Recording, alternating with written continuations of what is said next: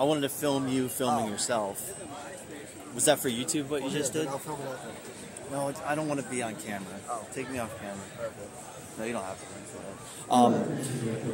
So I got a comment on my YouTube channel because you said something about my goal for trade night. Remember last night you're like was between like 100 and 150 I think you said, and he thought that that's what you meant for the entire convention. No. You got a higher goal than 150 for this convention because this point was like it costs a lot of money to drive out here. Yeah, I'm at 300 for here right now, and then I did 60 over there, so 360 total. Where I'm at. Is where you're at now. Yeah. And it's like early Saturday still. Yeah, I need between $1,500 and $2,000 for this thing to work. You know. So that's your goal. That's my actual goal. You do less than 15 and you're not happy. Right. You hit 2, you're pretty happy. I mean, Houston this year I made 2,100, but I had a little bit better stuff than I do now. Yeah. Well, okay. So that's what I was looking for. I want to know the real Aaron number. I want to know where you were at. Right. You're thriving and you're surviving. I've been selling nothing but guitars. I had like 7 of them. I got like 2 left. Yeah, the damn resellers. 25 and 35 bucks. Yep. Stuff doesn't move for you at the store. Sometimes it does, but I get these at Goodwill all the time. Yeah. I'm loaded with that stuff too. too. Tub in your warehouse. You got a whole bunch of Yep. I mean, because I date back to like 6-7 years ago. That stuff would just come into me all the time, and I paid nothing for it, just like you. You know, it's like. Well, I used to pass on it because it's so big and bulky, but the price went up. Yeah, exactly. That was me too. Where I was like, I'll take them, but they don't sell and they're cheap. I had a game in my store that sat for years. I got it for nothing. It was on my wall for like $10, right? Yeah. And I just sold it for like $40. Yep. It was Armored Core for the 360. Oh, I thought you were talking about guitars still. Yeah, of course. Armored Cores have blown up. Well, it blew up because they made a new one. Yeah. Yeah. I need you to get a picture of us. I don't have one yet. Now I'm going to get a picture of them taking pictures of themselves. 1 second, I'm going to get one here. Try to get a good one.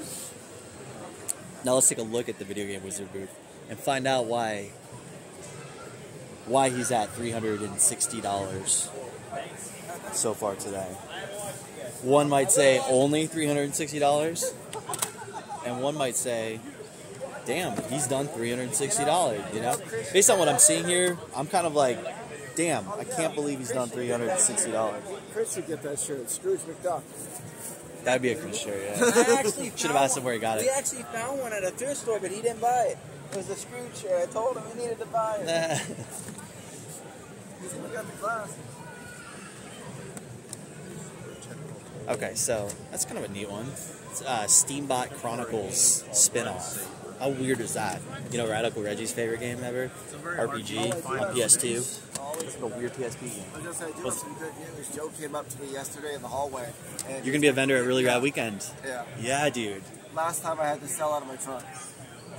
Yeah. I brought stuff, but I was tagging along with Greg. I was mainly going there just to hang out. But it's a really good deal, too. It keeps the vendor fees low. Right, and you know? it's not, I don't have to drive 24 hours to get there. Yep. I can get there in a half a day. Plus, a lot of the guests that are there and a lot of the other vendors. You pretty much know them all. So I think you're a good fit. He'll probably give you a panel, too. Like you and Scott. That'd be a cool-ass panel. Yeah, me and Scott used to do panels here.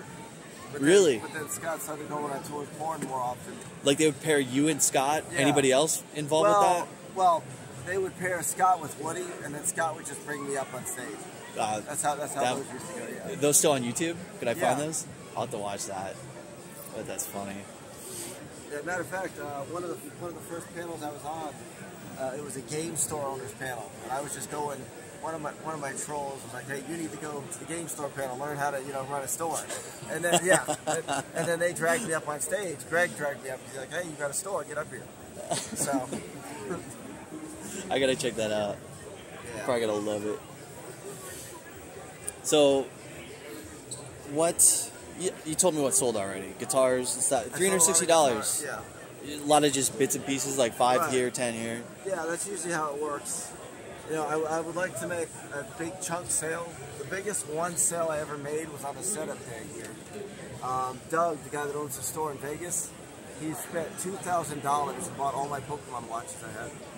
Oh yeah. I bought a storage unit for $600. Had 1,500 original '90s Pokemon watches.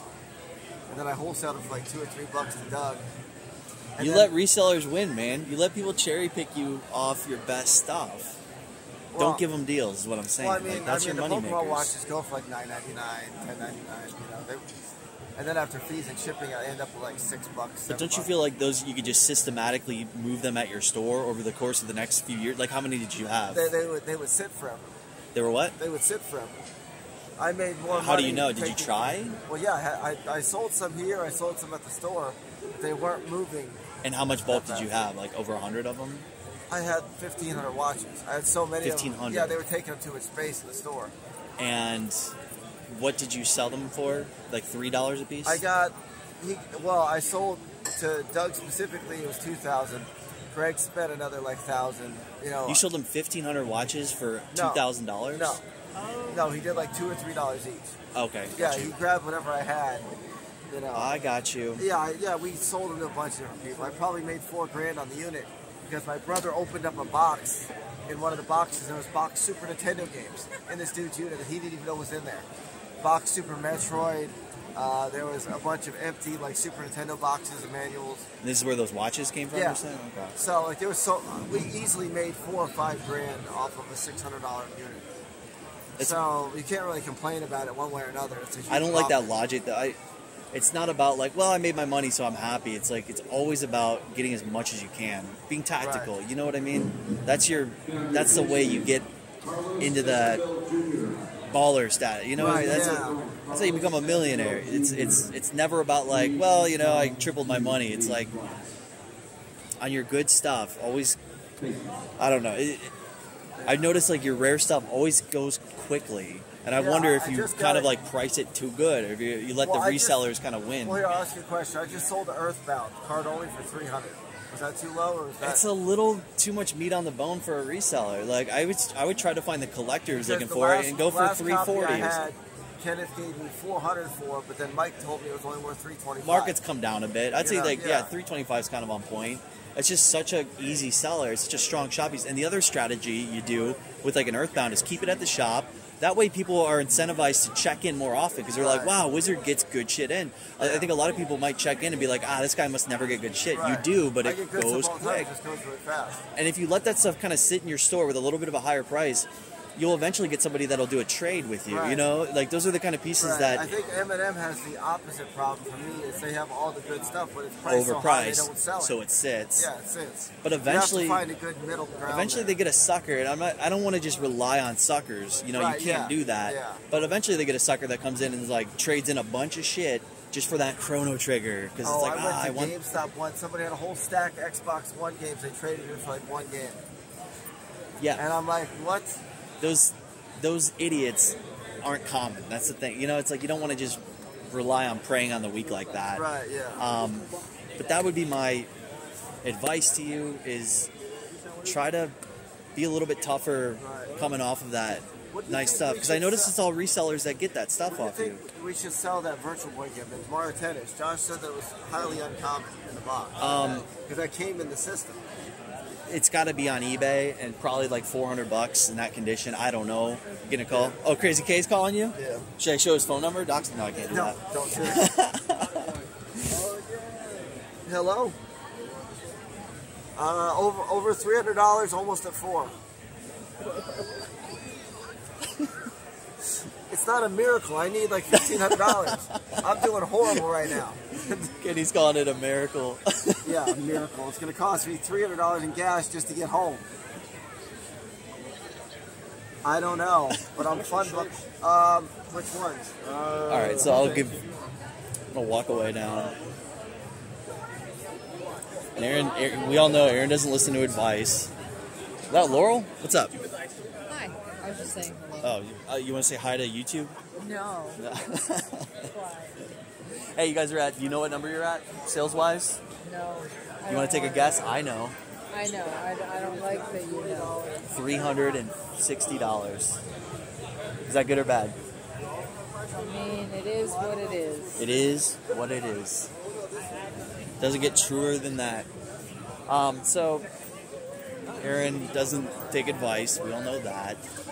he takes it as trolling. I think he's like trolled so hard at this point that he can disregard anybody's sincere advice, which, let's be honest, all you guys that interact with Aaron, you like disguise your troll as like good advice, because like you'll give him legit good advice, but just it's hilarious because you know he's gonna like do the opposite. I don't know what the fuck I'm talking about, but I do know what I'm talking about. We troll him with good advice because he doesn't take it. So my advice for Aaron, anyways, is fuck it. It's not worth giving advice. Fuck that.